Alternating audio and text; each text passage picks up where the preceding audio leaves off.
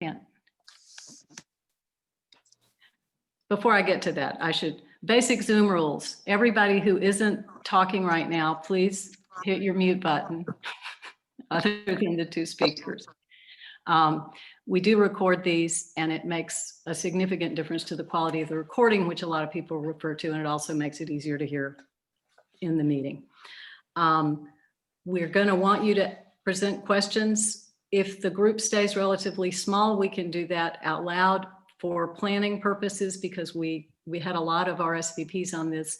I think you should plan to put them into the chat box, which is down in the bottom, and I'll pass those along unless you hear otherwise.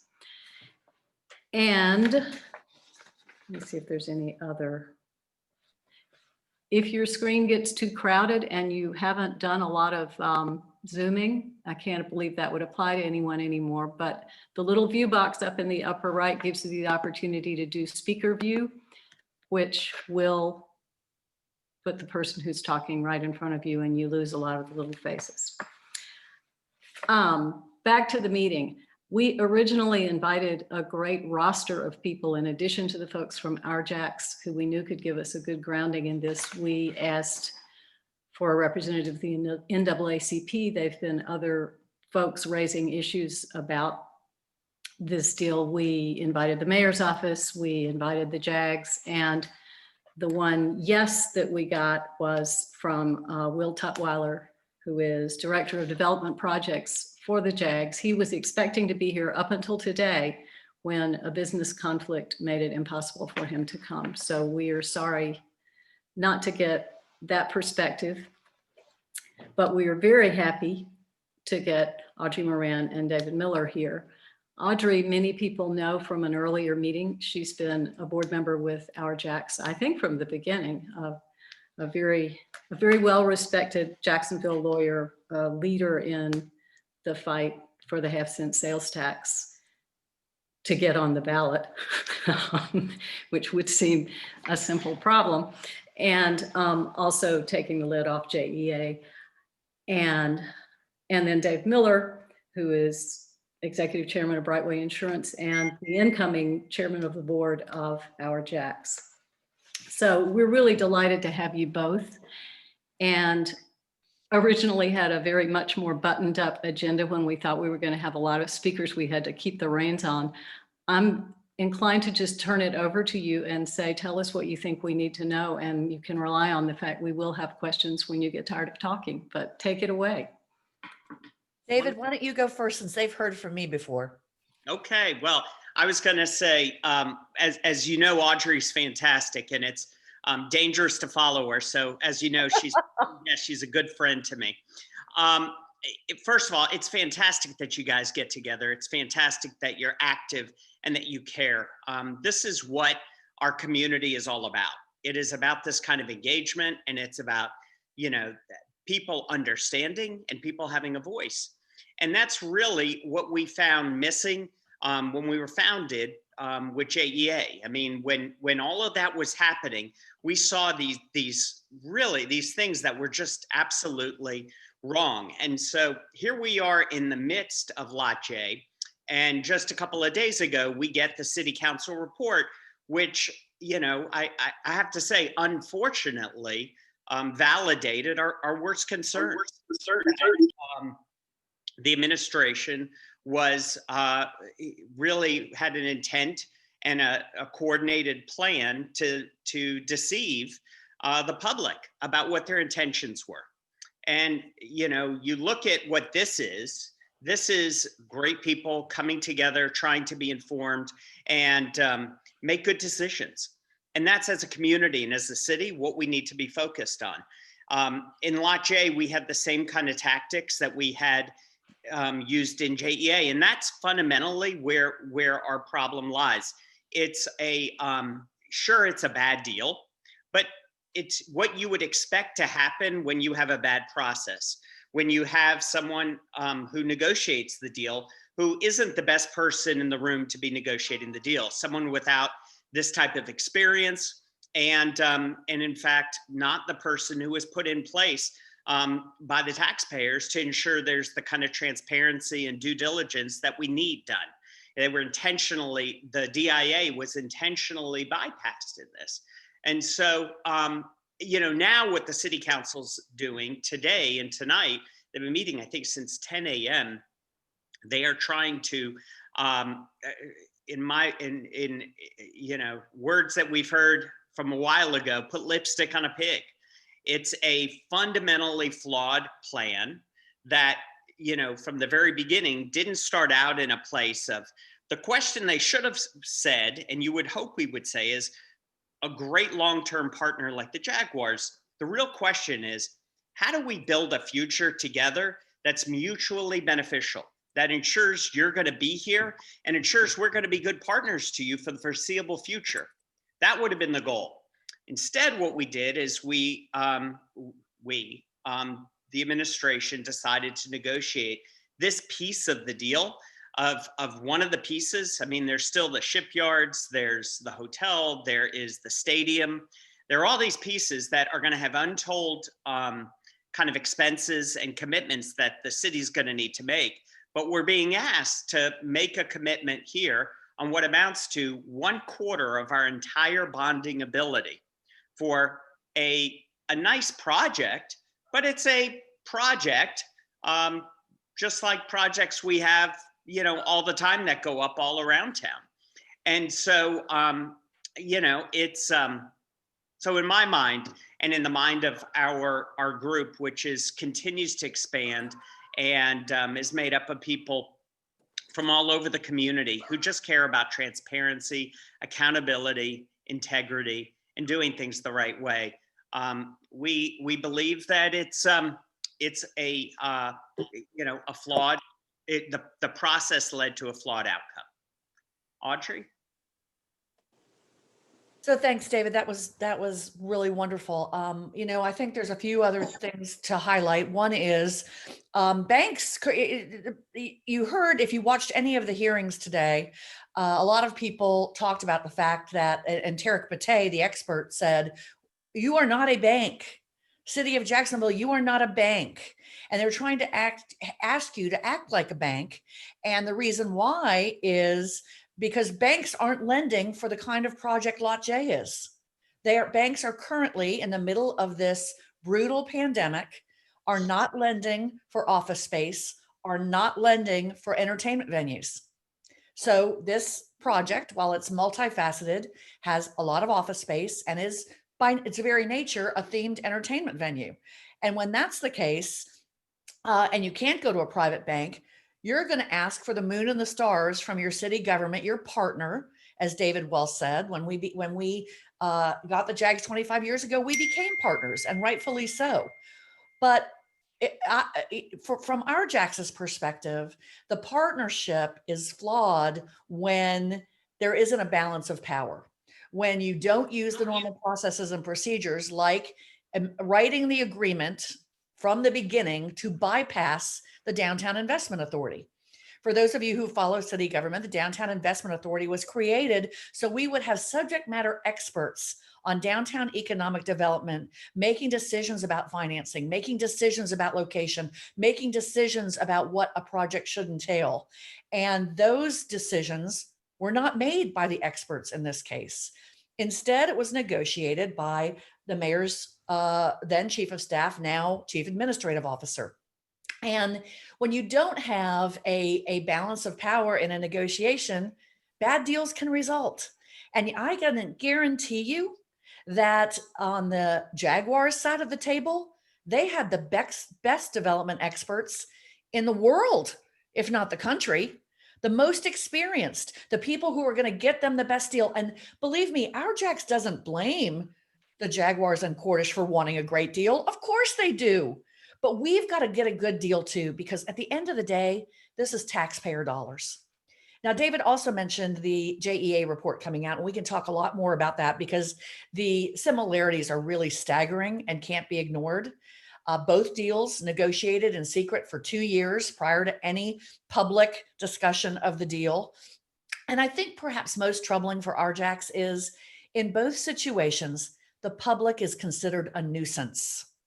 The public is considered an obstacle, something to get around, something to manipulate, something to spin, not constituents and stakeholders that deserve the information. And let's build a consensus as a community about a very, very important decision for our future. No view of that. The culture of the public needs to get out of the way and let us do our work has got to change. And that's sort of the core of OurJax. Use the public as the stakeholders they are, as the constituents you are called to serve. Being a public servant means something. In the JEA deal, it meant nothing. And in the Lot J deal, it hasn't meant very much. So one question that immediately comes to mind, though it probably ought to be where we wrap up rather than start, but how do other cities, I mean, we created the downtown investment and nobody got to use it. How do other cities ensure that in a deal like this, it doesn't happen without going through the proper channels? Or if it's above a certain price, you have to put it to a public referendum. How do other places manifest a different approach to this? Well, that would be legislation, right? You'd have to enact legislation that says the city cannot waive the Downtown Investment Authority protocols without the assent of city council, right? Mhm. That would be one way. So the deal, that particular part of the deal would have to come first. Hey, Mhm. city council, can we waive this? And hopefully you would have strong city council members who would say, no, that process is there for a reason. It's there to protect the taxpayer. And we want the Downtown Investment Authority involved. You know, when you're waiving policies and procedures that are in place, those are red flags. They should always be red flags. And of course, the other red flag in this is that rush. Let's rush. We've got to get this done. We've got to get this done. And if you read the JEA report, there was that same sense of urgency. We've got to get this done. We've got to get this done. Everybody get out of the way, knock down any obstacles. This has got to get done. And I think when, I'm certainly old enough to know that when something's a huge rush, that's a red flag. Mhm. What's the rush? Why the rush? And in the Lot J deal, the reason for the rush is questions weren't helping that deal get passed. Mhm. Every time another question got raised, people went, "Ooh, Mhm. how? Oh, I didn't know that. Maybe we should look at that." And so that was the rush. The rush was we have the votes lined up. Let's vote.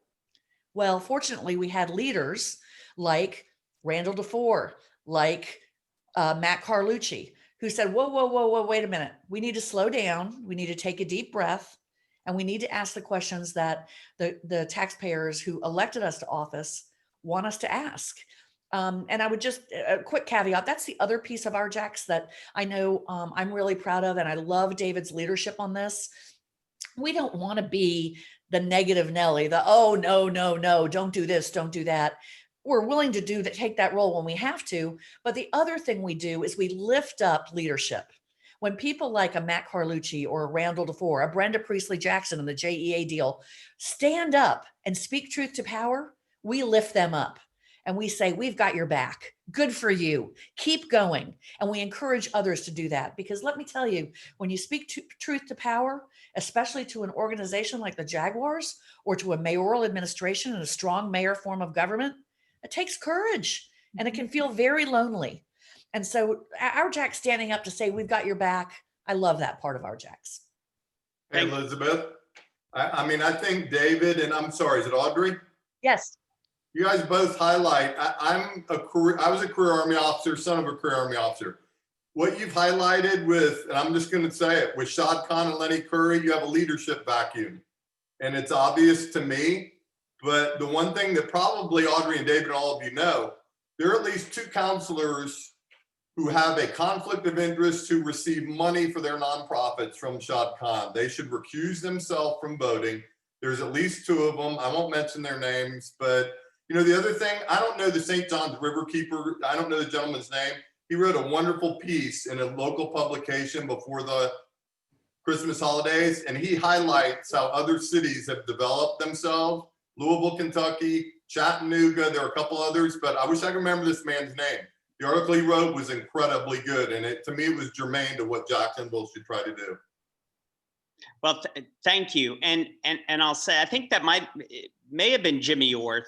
It was. It was. Thank you, David. Yeah, there are a lot of heroes. I mean, one of the things that I know inspires Audrey and I, and we've talked about this so much, is as you do the work, it's the journey you're on, and it's the friendships you make along the way, and knowing that you're working together with good quality people who just want to make our city better. Audrey brought up the legislative changes you can make, but the fact of the matter is there is a cultural problem. This is fundamentally, it's more than just a JEA problem or a Lot J problem. It is, what we're looking at is a cultural problem of how we make decisions and what we allow to be acceptable. And I think we've just sort of been lulled into what we find ourselves in. But it didn't have to be this way. It won't continue to be this way. And it didn't used to be this way. Under different administrations, I use John Delaney as a perfect example, because we all remember the Better Jacksonville plan. He was told initially, no one's ever going to vote for a tax increase. So he went around and he listened to the community. He had open conversations. They dealt with all kinds of challenges head on, and they faced those questions. And one conversation after another, they brought the community along.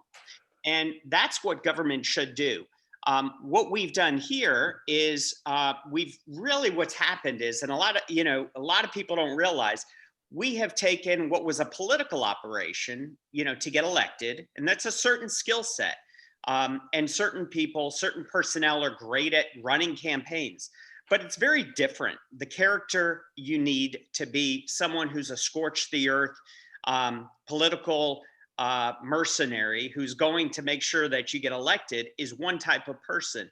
The type of person you want to administer a government and to think about strategically how you're going to go about doing things and what's the right way to do it, very different people. And in this administration, especially in the second term, what you saw is, just the importing of this whole political apparatus and reliance on them to not only think about how they're going to do things, but what and how they're doing it, and working in ways that you might work in a political campaign.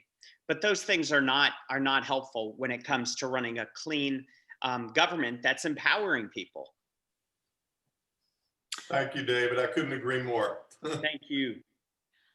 You mentioned the Better Jax, and that's before my time. Is there, or has there ever been a Jacksonville master plan? Is that something we ever did? Yes, there have been several master plans. When the Downtown Development Authority existed, which was the predecessor to the DIA, a more independent and robust organization, by the way, we did a master plan in the early 90s for all of downtown. That was revisited, I believe, 6 or 7 years ago and updated. And unfortunately, we are what a good friend of mine likes to say, we're a 3-ring binder kind of a town. And when she first said that, I said, what does that mean? And she said, we're a 3-ring binder kind of a town. We study something, we put it in a 3-ring binder, and then we put it on the shelf. And so there are lots and lots. There is a master plan. There is an updated master plan. Other people have done other plans for other pieces of downtown, but there is, it's time. Those work best, number one, when they're followed, and number two, when they're revisited. So people are reminded of what the priorities are. I heard you all talking before the formal meeting got started about the fact that is Lot J even downtown? You will remember that John Payton, when he was mayor, said, listen, let's focus on Laura Street. And he worked on Laura Street infrastructure and then down Bay Street. Our downtown is very horizontal, so it's hard to get density. And that's what Mayor Payton was trying to do. The problem is we also have a culture in government that we ignore whatever the prior mayor did. In fact, try to do the opposite of what the prior mayor did rather than build on it. And so we go off in all these different directions. A master plan, it needs to be a living document, not a 3-ring binder document, and something we revisit and talk about all the time. The Riverfront Parks Initiative folks, which is a coalition of Scenic Jacksonville and other groups, are saying, let's focus on a plan for the riverfront. Let's really think about the riverfront from a holistic perspective, 3 years, 5 years, 10 years, 20 years down the road. Wow, that makes sense, right? I mean, we are it's one of our most valuable assets, but so far they're still working on that, getting some traction. Yeah. I was going to say one other thing. You know, you were as Audrey was talking about. We depend so much, you know, as we think of the mayor and we think about how we think of the role of the mayor. We almost I've heard people say we're looking for Superman. We're looking for someone who's going to take us to this promised land and solve all of our ills. We have a strong mayoral system, but without strong community engagement and without good guardrails, that can easily go astray. And that's one of the things when we think of proactively, Audrey had mentioned that we want to not just be reactive, we want to be proactive. And we need to be able to, instead of, because what happens fundamentally, think about it, you have a new mayor come in office, well, they have their plans. And the previous guy may have done a fantastic study, as each of them have done, by the way. So we have no lack of plans or 3-ring binders, but we do have a problem with consistency and execution. And part of that is, you know, it's always, there's a new plan and it's my plan. And I don't want to spend my scarce amount of time finishing their plan. So, you know, one of the things that it occurs is we have these kind of conversations all the time with friends all over town. You know, we need to be more involved in saying, you know, these are the hopes and dreams for our community. These are the things that are important to us when it comes to values and how we're going to go about doing our business and how we're going to, you know, go about coming up with public policy and what is acceptable and what's just not acceptable. And, you know, the one tradition we have, which I'd love to see us change, is the tradition of just falling in line. We have a way of, you know, people have a sense of where things are going. And before it's really well thought out, we know where we're going and people have a tendency to fall in line. And Elizabeth, you said, you know, the Better Jacksonville plan was before you. I'm sure, you know, unless you were born here, we all came from somewhere and we've all visited other places. And there are great ideas all over. We say all the time, our number one resource in Jacksonville, our number one resource, it's not our port, it's not our airport, it's not even our river, it's our people. And you either leverage your people, you engage them, you invest in them, and reap all kinds of benefits, or you treat them as something to have to be dealt with. Mm-hmm. And when you do that, you have disparate outcomes. You have one part of the community where things are going fairly well. You have one where there's terrible crime, lack of hope, and lack of opportunity. And, you know, so much of this is just a lack of creativity. You can call it a lack of leadership. It ultimately is. But we expect someone to be the smartest person in the room. And we want the smartest guy to be mayor. And I would submit, we don't need necessarily the smartest person to be mayor. I think we need the wisest person to be mayor. The person who understands that they don't have all of the answers, nor do they need them. But we have great people all around us. But engaging those really smart people who have particular expertise in different areas so that they can help us get to the right answers and, more importantly, ask the right questions so we're even heading in the right direction. You know, that would make perfect sense. So that's part of what we're about, and we really are looking more than anything to build this broad-based coalition of people who have, you know, believe as we do that we want the best community, and we don't think there's a zero-sum game. We think there's an opportunity for us all to really benefit, and through engagement and smart decision making. You know, David, I got a question. This is a question So how do you introduce as a city a nonpartisan element to this? So you don't have a Democratic mayor to a Republican mayor, and then another plan goes back in the three-ring binder, so that there's really, if you come up with a good plan. The other part of this to me is, I don't know how we do this so that the city actually, every citizen who's gonna vote can actually vote this deal up or down. I don't know how you get those two things done legislatively or legally. Well, one of the things I love about local government is that, quite frankly, there's no real place for politics.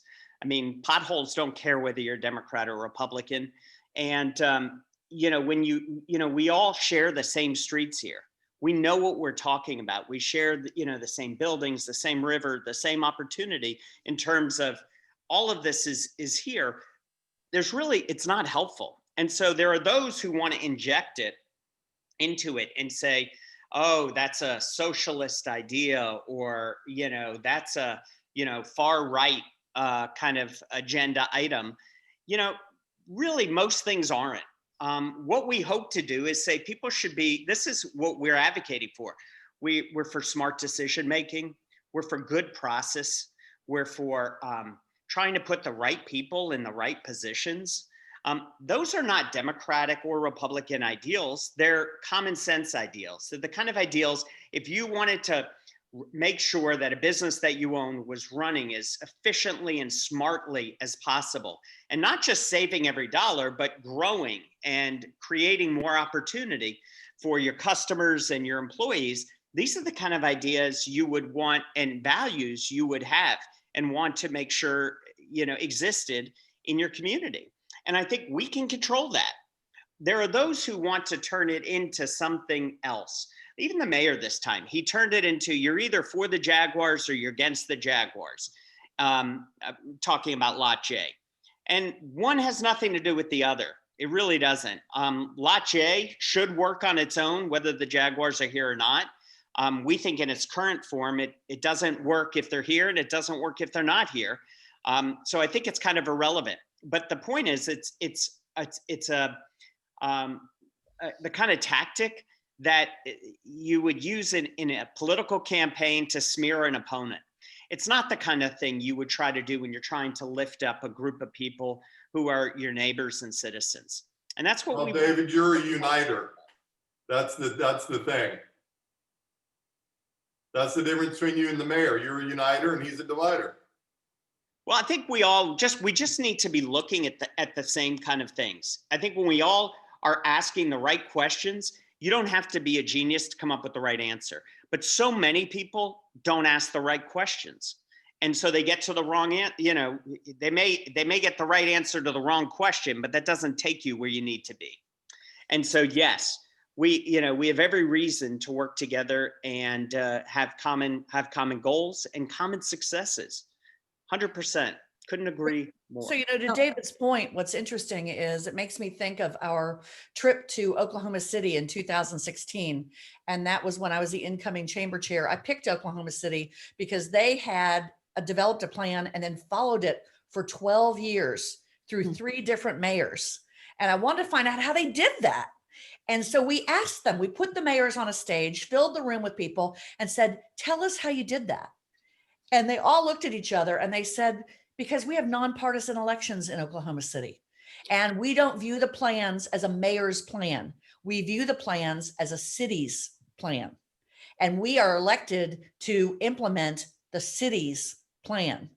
And it was really powerful because they all agreed and they all had different political backgrounds and different views on other things. But they said, when it came to downtown development, that was a city's plan. And we knew we had to continue it if we were ever going to get any traction. It was interesting too, following that trip to Oklahoma City. I don't know if it was the next year or the following year, but was Pittsburgh. And yes. That was a trip I was on with Lori Boyer. And on that trip, both of us were captivated by the fact that Pittsburgh, was this steel city, this heavy industry, dirty, rusting, had completely transformed themselves into this really high-tech kind of place. They transformed their riverfront So they had all these existing buildings. They had all this development that was right up to the riverfront. And they showed us how they were very intentional, and it cost a lot of money to move these buildings and change development, but basically really value the riverfront in this case as the wonderful amenity that can bring people together and drive all kinds of economic development as well. And so, both Lori and I have been really passionate about that ever since. Her before on the city council, and when she was president of the city council, focusing on riverfront activation, and now at the DIA, understanding how important all of that is. So it's really interesting. There are great models all over, but at the end of the day, to many of us, getting the culture right.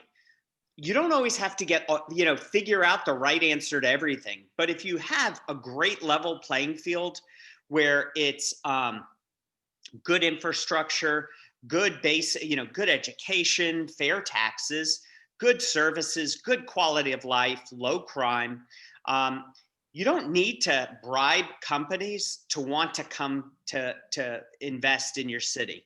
You shouldn't need to bribe them. In fact, if we invested our money instead of trying to buy friends, rather, create a place that more people just wanted to be, we'd find probably that, we would have a lot more companies that wanted to be here.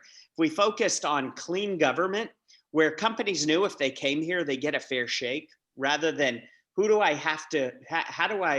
get in touch with the right lobbyist so I can get something accomplished here in Jacksonville? I mean, do you realize right now, as this whole Lot J thing's unfolding, in the city council chamber, you've got their lobbyist, and you said the Jaguars, their lobbyist, and you have one of the people who work with the mayor.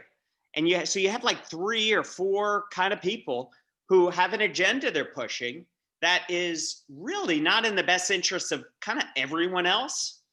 And so, but that's how business has been getting done. That's not helpful. That doesn't inspire confidence of large companies who are going to say, gosh, I want to go to that place. It seems like a fair place. I know we're going to get our fair shake. Most companies don't expect that you're going to do obscene things for them. They do expect a fair deal though. And so the more that you focus on that type of culture where everyone knows that fundamentally, we've got to be committed to that. We've got to be committed to these shared values. The rest can take care of itself, but David, you have to get that right. could I speak? David, I'm glad you mentioned Pittsburgh. I finished college at University of Pittsburgh right when that transformation took place. And I have some inside information about Tom Conklin. He spent a year before he took the job back in the mid-90s, spent a year shadowing the Pittsburgh Steelers.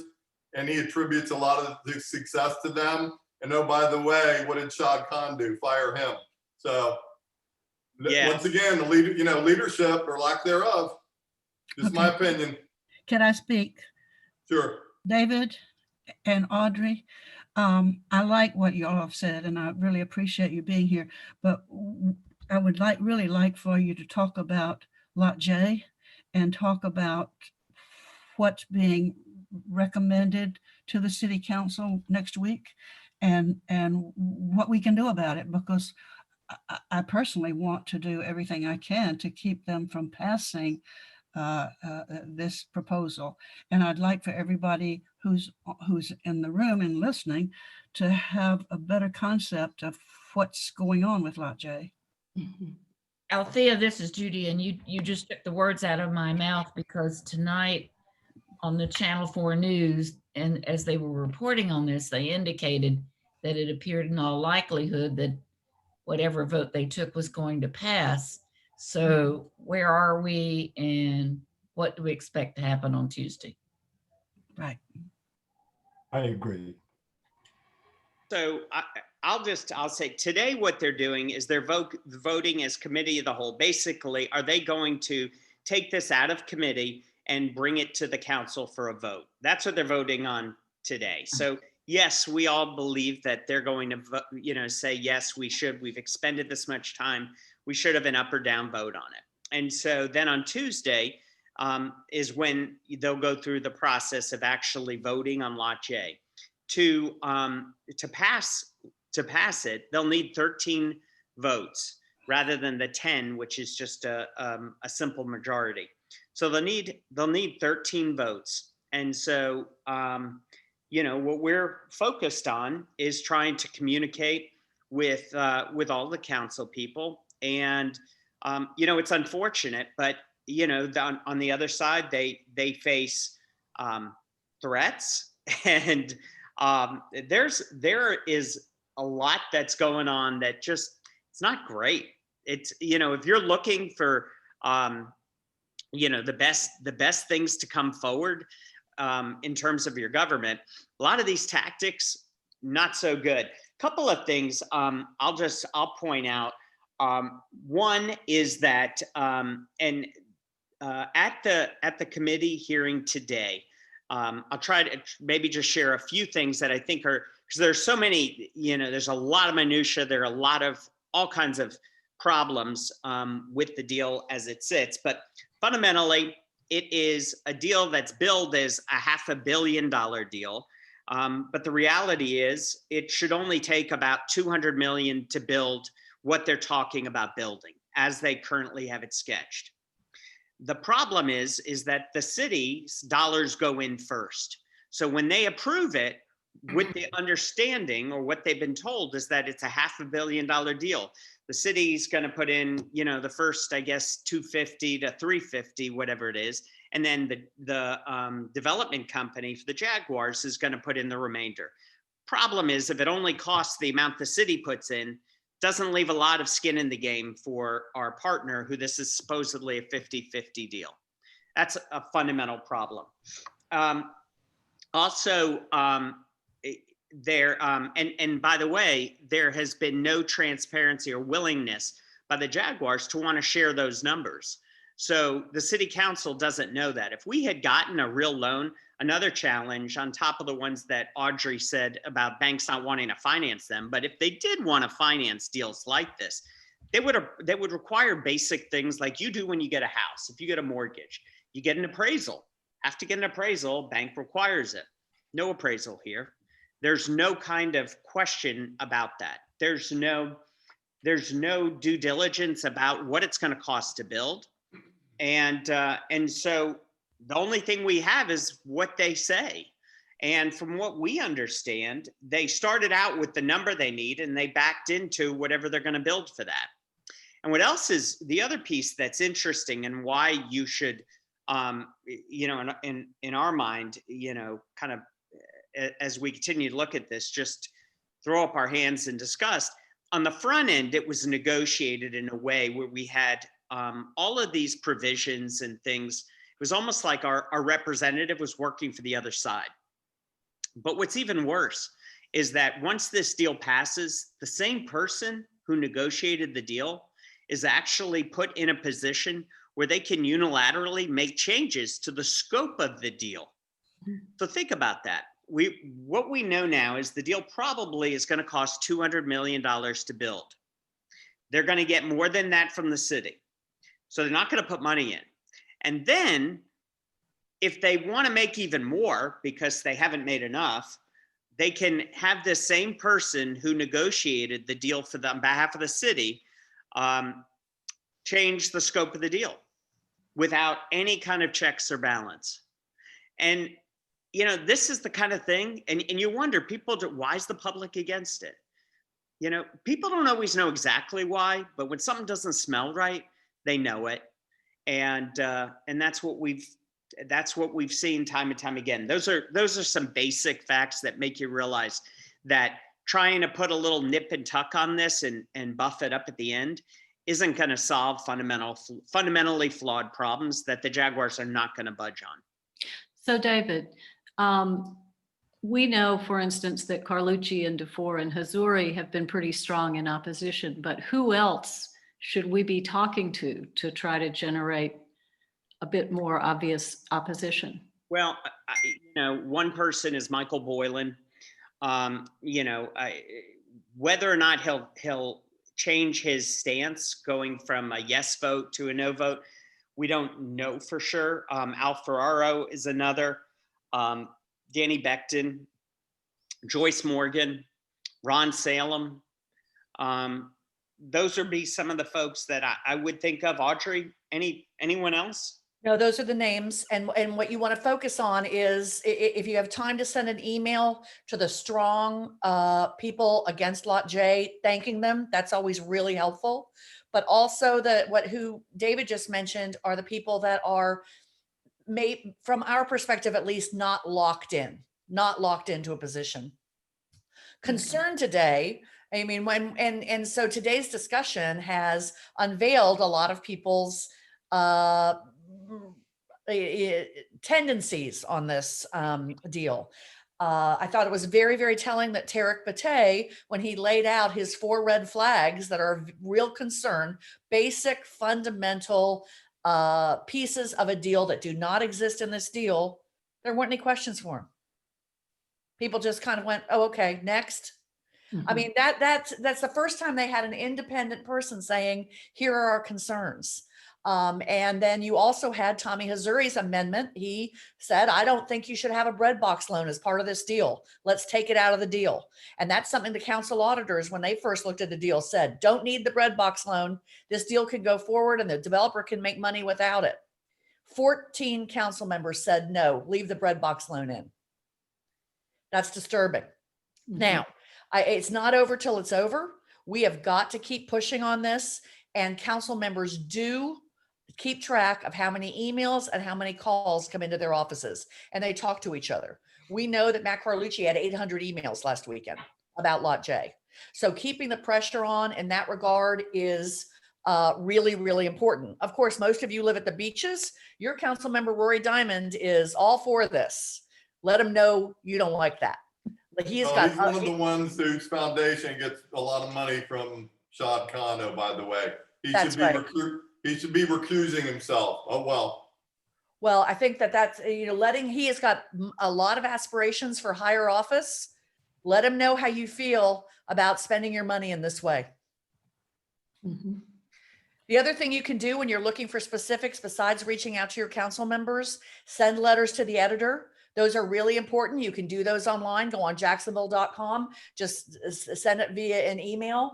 I don't know if you follow the editorial page, but it's been overwhelmingly negative on Lot J. So sending a letter to the editor is another good way. Another good way is to join OurJax. Go online and give us your email and say, listen, I want to be part of this. I want to be kept up to speed on what's happening. We welcome every member. If you feel like making a donation to help keep this running, we've got a social media campaign going on right now that's being funded by 2 of our members that are just incredibly generous to help us get the word out and help people know how to reach out to their council member and have their voice heard. But we're not going down without a fight on this, but we need organizations and groups of folks like you to join us, let their voices be heard. But the names that David gave you are the ones that we believe are potentially movable. That doesn't mean if you want to write them all, do that too. But if you've only got a limited amount of time, those 5 are somebody that we're really hoping we could push, because as David said, they're going to need 13 votes to get this passed next Tuesday in whatever form it takes. And we don't know that yet. They're still meeting. And that's just, they've got to be bone tired by now. I know that Matt Carlucci suggested they adjourn and come back fresh another day. That's evidently not going to fly. They're going to finish tonight exhausted. And we'll have another chance to look at what the bill looks like. And if you go to the OurJax.com website, join us. We'll be having updates on what the new bill looks like before Tuesday. What does it look like now? If we're going to write to the council, what does that proposal or that bill look like at the moment? Just specifics, It's been changing all day. So I don't know currently what format it's in, but your objections can be, number 1, the unprecedented size of the investment of $250 million, plus we're going to pay the interest on that $250 million, which is another $100+ million. I know they tried to get that changed today. That didn't work. So we're going to be way close to $350 million into this project during a pandemic. If you have a Attorney fees concern and that costs, that's that- money that could be spent elsewhere, you can share that with them. The other piece is what David said, a single individual being able to scale back the size of a development that's public dollars are being spent on. That shouldn't be the case. And I think that's another piece of that puzzle. I think that there is a real concern from people that we should go back and have experts look at this. And you know, a lot of city council members don't want to do that, but I bet right now, as they enter hour 8 or 9 of trying to negotiate the terms themselves, I bet they're wishing they had experts on their side of the table helping them figure out what to do. As it stands, the person who's helping them figure this out and answer those questions is the Jaguars paid lobbyist. That's right. Who's going around helping them, you know, with their questions, making sure they get the answers that they supposedly need to have. You know, and then step back for a minute from this. Those are all the reasons why this is a bad deal. But the other way to look at it is we're missing a great opportunity. I mean, once you do a deal like this and you pass a deal like this, you squander a great opportunity to build a truly good relationship with the Jaguars. If you believe that they're good for Jacksonville and you want to have a good relationship, an aligned kind of relationship where what's good for the goose is good for the gander.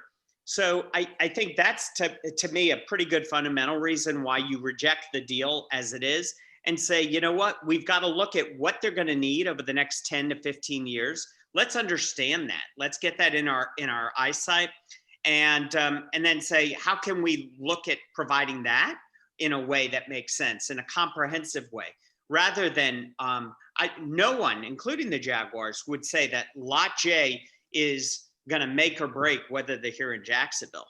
But it can do an awful lot of damage to our budget. It can certainly do that. And especially when the people aren't behind it. That's you know, it's a big problem. So there's both the, from a reaction standpoint, reacting to the deal that's on the table, and you could say from a proactive standpoint, we're missing real opportunities to be able to negotiate a great long-term relationship. Well, and to sort of take off on that, we've got a question. Somebody is saying, don't we also need to be talking with the Jags about stadium improvements, and which would seem to be more critical to their future? So think about that for a minute, because it's a great question. And they've already said, we're going to be back after this for stadium improvements. And if you look around the country, the last several stadiums that have been built have been over $1 billion with a B dollars. Okay. So why not talk about that now? That's interesting. Why do it in this order? Why do Lot J first? Why is that? Well, one might say you do Lot J first, you get that investment, you have to have a team to make it work. So you get next is the stadium conversation. Well, wait a minute, you just invested all this in Lot J. You want us to pick up and move to another city? I mean, you've wasted all that money then. How's that going to work? You need to build us a $1 billion, $2 billion, $3 billion stadium. And that's why David's point is so important. Let's talk about this all together. What are the pieces of the puzzle to have a great partnership with the Jaguars? And we need to be really clear on that. OurJax is not anti-Jaguars. We're proud to be an NFL city. We love our Jags. We wish they'd win a little more. Maybe they will next year. But, you know, there is this is not about being anti-Jaguar. This is about making smart decisions that really take into account all of the moving pieces. And we have the ability as a city to say, let's talk about this all together, all at once. Let's build some community consensus. And as David has said several times, a great partnership with the Jags.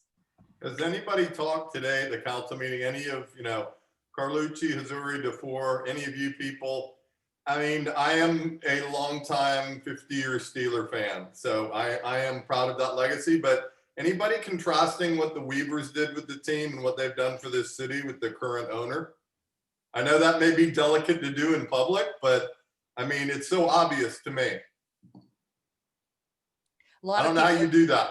A lot of people are doing that in private. Okay, good. And people who who were there for the Weavers and are here now, you know, I think there's just a different way of approaching owning an NFL team, just a different view on it. I think there's probably lots of owners like Shad Khan. And I think Shad has done many good things. He really has. He was one of the driving forces. A lot of people don't know this, but I want you all to know. He was one of the driving forces behind helping us get the human rights ordinance passed in Jacksonville. He called city council members himself and said, an NFL city has a human rights ordinance, period, end of story. So I'd always be grateful to him for that. That was really, he didn't have to do that, and he did, and our city is better for it. Weavers. I agree. You know, I give him credit for that too. I do. I really do give him a lot of credit for that. But, you know, he doesn't live here, which is different, right? He you know, the Weavers worked so hard to become part of Jacksonville, and they did it so successfully. They stayed after they sold the team. They said, this is home. This is who we are, where we are. We're here. It's just different if you don't live here, I think. They were a hard act to follow. Very true. Absolutely. You couldn't have asked for better owners than the Weavers. I mean, they, not only that, I mean, they became, you know, some of Jacksonville's greatest philanthropists since they sold the team. And, you know, if nothing else, that tells us we've got something here. I mean, there are people who could be anywhere. There are many of us who could live wherever we want to live, but we've chosen to be here.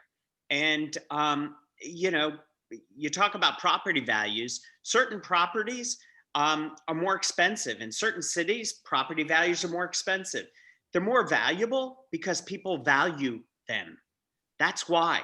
And places that are inexpensive are not valuable because people don't value them. And so, you know, we need to start valuing what's important, valuing ourselves, leaving the insecurity complex that we have cumulatively as a city. We really do. And, you know, I think when you do that, you realize, you know, we owe it to the Jaguars to negotiate in good faith, or shame on us. I mean, we don't deserve an NFL team. If we're going to give them this kind of deal, really? You know, how could they have respect for a city and want to commit to a city that is going to treat them in a way that is just disrespectful? It's not the way two partners that are equal should act towards each other. And we deserve better, and they deserve better. Have an interesting related question from the box. Is there any chance the Weavers can help us stop Lot J? Has anyone been in touch? Yeah, you know, it's tough. I doubt it. Look, there's no question they have their own opinions. You know, as I talk, I'm a member on the executive committee of the Civic Council. You know, Audrey's, you know, connected in all kinds of ways, and everyone, and we all have a lot of the same conversations. You know, people are all saying the same thing. You know, there's a lack of leadership, there's a lack of integrity, and we can't stand it. You know, the question people are trying to decide is what are going to be our next steps, and how do we move forward? I can tell you, whether Lot J passes or doesn't pass, we're going to be extremely engaged on this issue of changing the way our government's working and thinking about the guardrails that need to be put in place to ensure that we don't find ourselves in 6 months when the next, you know, rush to do something else is placed before us. We're not going to get caught again. And but the only power we have is the power of each of us working together. And so Audrey said it in several different ways about please join us, please go to our website, and you know, numbers matter. And so One other a sort of broader question for both of you. Someone is saying, okay, we all agree Lot J is not a good deal, and we hope we can kill it and send it back to the drawing board. But if not Lot J, what else? I mean, how do we come up with, how do we begin to truly create some of the energy everyone wishes it would create, and sort of whether or not there's a way to salvage it? Like that too. Ready to come Somebody needs to mute that is not muting. We're picking up background noise from. I think, you know, it's interesting. I instead of saying what's the right answer, I go back to saying, you know, who are the people we want in the room to help us think about what's the right way for us to think about that very question, Elizabeth. You know, Audrey mentioned the folks in the community. There are various groups who are committed to the riverfront and activating the riverfront and developing the riverfront in different ways. And then there are people who are very concerned and want to develop the core of downtown. I think, you know, the key is you don't necessarily have to focus on what's the right answer. What you have to focus on is what's the right process? How do we get the right people in the room? How do we have consistent conversations with the community and make sure that there aren't great ideas that we're not thinking about? We end up deciding what's the right answer before we really do, you know, try to understand what are all the opportunities, and I think if we can focus on that, we'll end up in so much of a better place. I mean, don't you? Mhm. I do. It's a little squishy. I mean, there's no question. I agree. We need that. How we get from where we are now to where we need to go, I think, is a fundamental question for those of us who want to make a difference. Like, what should we be lobbying for? Should the DIA be much more powerful and be running a much bigger operation that helps create this momentum? Or is there somebody we haven't invented yet? Or is there legislation we should be? But it's like we all, heaven knows, I've actually been shocked by the culture of the political culture of Jacksonville is even worse than I thought it was. And I grew up in Georgia, where Florida was one of the only states we could make fun of as weirder than us. But Well, I think how do you make this? How do you start making Elizabeth, progress? can I make a quick comment from someone who's sort of new to the area? And I would just say that someone said, you know, an inferiority complex type of thing that maybe Jacksonville has, and you shouldn't. You're a beautiful city. It's a fantastic climate. It's affordable still. You know, if you ask me, what should we be spending money on? I would argue education. We've already got great higher educational possibilities here. We need to get our public schools in order. That's what I would invest in, and maybe resiliency, because, you know, the climate change is coming and we are ill prepared for that. To spend $65 million on this deal when you've shut down the landing, which was a similar project that failed. And again, I'm no expert and I have no experience in business. I'm going to just put it out there. This smells to high heaven. And the fact that Curry has just had this report come out in the last few days, to me is a fool me once, shame on you. And where is the outrage? Where is everyone? And I think it's out there among citizens, and they are, like you say, they're trying to rush it, do the bums rush through. And God bless Carlucci and Hazuri and the few who will stand up. But I do believe if the citizenry really shouts to the rooftops, they will respond. These city council members will respond, and the mayor will have to back off. This team is, you know, let's face it, they suck. I'm sorry, they stink. And to think that the value of Jacksonville rides with the Jaguars is just completely underselling the value of this city. And, you know, Con Right on. is using us as so obviously a bargaining chip, and there's no love there. I feel like it's extortion, and shame on anyone who votes on this. Mhm. So well said. So well said. Yes. Thank you. Was perfect, pitch perfect. Mm. No, the truth is, you know, many of you came here. You didn't come here because of the Jaguars. You came, maybe it was the climate, maybe it's our natural resources that are beautiful. And when you think about the future and the jobs of the future, you know, we don't need to follow the old Pittsburgh model of building, you know, dirty industry here. We need to, you know, create a place where we want more medical tourism and more data type jobs and jobs of the future that will, where people will enjoy the climate, have amenities that involve leveraging our outdoor spaces. Myself and Brian Wolfberg, who's the CEO of iStar, are the champions of the Emerald Trail, which we're very excited about, which is going to be over 30 miles of pedestrian trails all through you know, the whole urban core, San Marco, Riverside, Brooklyn, Springfield, downtown, that whole area. Those are things that we're really excited about that are part of the solution. Nothing's a silver bullet. But I know if I'm placing bets, like if you're in Vegas, you can go and you can put all your money in one, you know, in one bet, or you can kind of spread them around.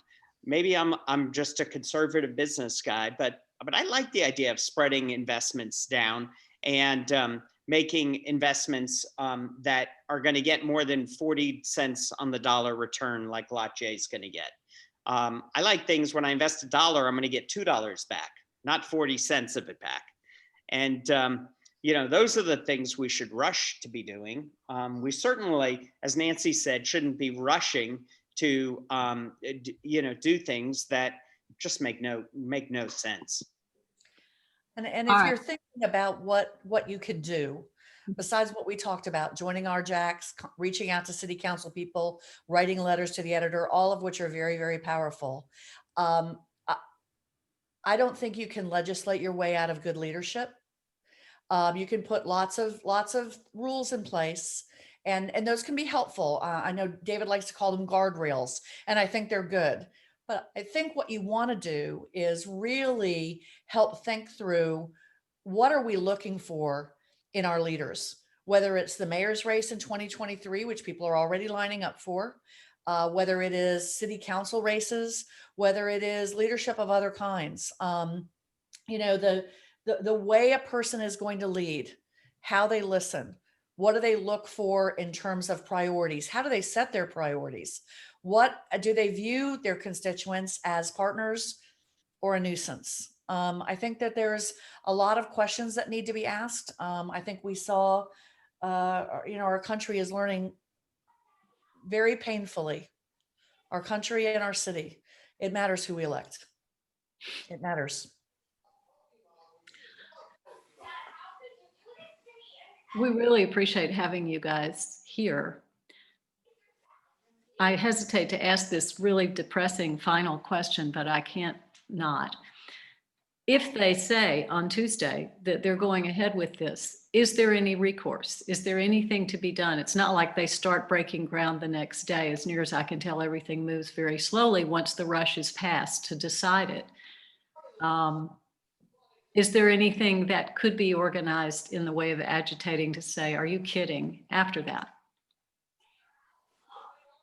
Well, as a lawyer, I would tell you that depends on the contract. Depends on what the terms of the contract look like. What an interesting wrinkle in all of this is, they really can't even break any ground on this deal for 3 years, which will be the next administration, because there's so much environmental remediation to do on the Lot J site. Oh. The other thing that I think is going to happen, I think you're going to see a lot of angst and pushback when we start the next conversations about the next pot of money that the Jaguars want. I think they have underestimated the amount of pushback that's going to come from this community. So we can hurt them later. I think that's it is this is going to be a very trying time for the partnership we have with the Jags. And in the meantime, if anyone has another question, stuff it in the box. I don't want to cut this short, but we seem to be running out of steam just a little. And I want to reemphasize to people that writing letters thing that we've discussed. In the chat box is the address on the BAM site where we've got everybody's names and emails and phone numbers, and go after them all. We've also put in the box who the likelier targets are, though there's obviously nothing wrong with writing everyone. And Nancy Stotts does this a lot already, brilliantly, write great letters to the editor, but I would encourage more of you to do the same thing. The Times Union has been doing a remarkably friendly job of carrying a lot of these spitting, this is a really terrible idea, who could want this letters, and we should not slow down on the supply of those. One question here, who is it that's paying for the environmental cleanup around Lot J? The city. City of Jacksonville.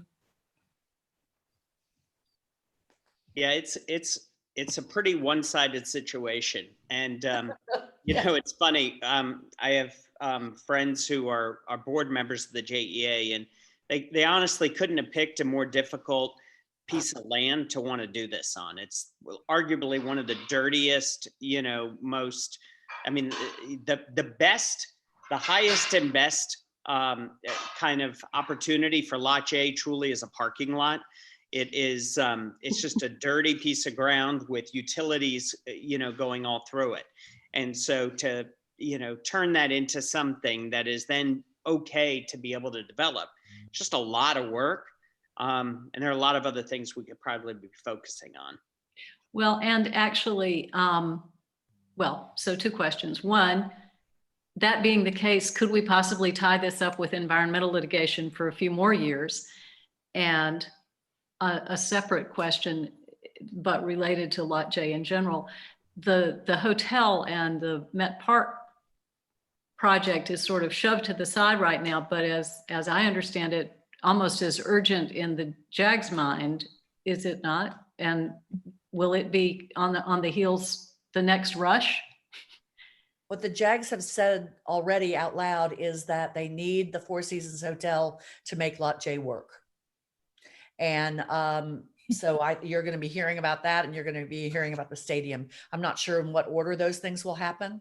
You know, I do think the environmental work on Lot J is a very interesting issue because, you know, if they're saying 3 years, I mean, I just finished remodeling a 100-year-old home. It was supposed to take 4 months. It took 9. Mm-hmm. I mean, I think that's interesting, right? So if they're saying they think it's going to take 3, 6. People to say it could be 6. And David's quite right. People who are familiar with that parcel say they have no idea how they're going to be able to do it. They're saying now they're going to build up 8 feet. We'll see. And with the Met Park, there's the issue of actually being able to use it for something other than a park, right? Right. That's where they're talking about the land swapping, you know, what is prime riverfront, great, wonderful park for something that they can say is of equal value, you know, desert or swampland or something else that will fit the bill. And it's, you know, so there's that. There are all these, it's funny. These are like think of these as hurricanes. JEA was a hurricane. Lot J was a hurricane. I guarantee you, and I believe, and I've already heard rumble, there are a few more of these that are in the pipeline that are going to be heading our way. And if we don't deal with what got us to this point to begin with, you know, right now, how they're going about trying to get these things done at the expense constantly of the taxpayers and not with the taxpayers and not bringing people along, we're going to, you know, it's not going to get better until we deal with this. And that's why we're so squarely focused on not just the Lot J specifically, but you know, everything that got us to Lot J, you know, all of the culture pieces that are broken down. And besides driving people out of office, are there aspects that we should be working on there? Well, I'll tell you, we're going to be focusing. Rick Mullaney, who is the head of JU's Public Policy Institute, is going to be working with us to identify what are really government best practices, and from a public policy standpoint. And so when we look to advocate, when we talk about guardrails and we talk about just good government, we're not going to use opinions or you know, that sort of thing. We're going to look to the academics and say, what are the best communities across the country doing, and what are best practices, and how do we bring these practices here? We're going to articulate those, and that's why, you know, by joining and being involved and understanding what's happening, it'll give you a front row seat to be able to engage in all of that as we continue to move forward. All of these things, you know, we all say there's no silver bullet, but you know, each one is a pearl, is a piece of the puzzle. And working together like this is a great honor. I mean, I can't think of a better way to spend an evening with people who care about the same kind of things we do and trying to make our community better together. It's just so special. I mean, seeing you all's faces and around the room virtually, it's makes me look forward to seeing you in person one of these days soon. Yes. And wait, someone is asking, this is slightly personal. Someone wants to know the name of the lady staring out from behind you. David. Oh, so there's an artist. He's used to be from Jacksonville, Enrique Mora. And I actually met him. He's a great guy. That was his girlfriend at the time, who became his wife. So I don't know if you could see, but yeah. So anyways, we thought it was interesting. It was a number of years ago on the cover of Our Bus, which is like an arts magazine. Mhm. So Beautiful. that's his. Looks like a Modigliani. Yeah.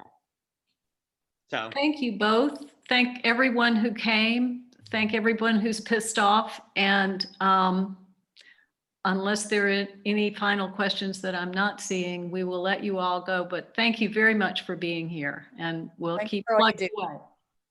thank you. Night. Good evening. Right. Thanks, Elizabeth.